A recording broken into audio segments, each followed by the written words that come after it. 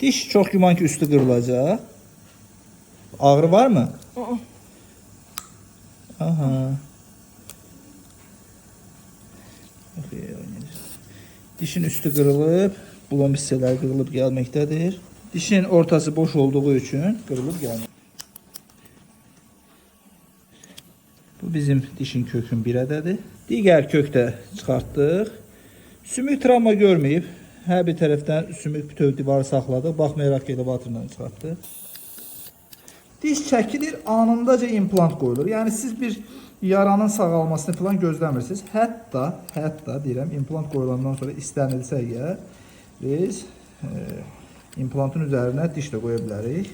Bu pasientlərlə danışıqlara əsasən görülür bu işlər. Təbii ki, pasientlərin isteğindən asılı olaraq. İmplantımız Koreya implantıdır. Agresiv yivli implantdır.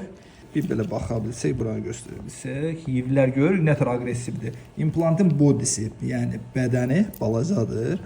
Amma yivləri görün necədir. Çəkilmiş dişin yeri üçün ideal bir şeylərdəndir. Böyük açırıq. Aha. Diş çəkildi. Çəkilən kimi yerinə implant qoymağa çalışırıq.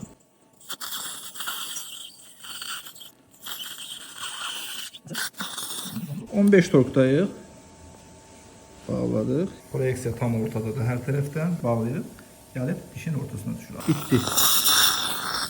Heç bir sümük falan qoymuruq kənarlarına. Yaranı açıq da qoya bilərdik, amma tikdik. Diş çəkildi, implant qoyuldu, yeri də tikildi və çıxdı.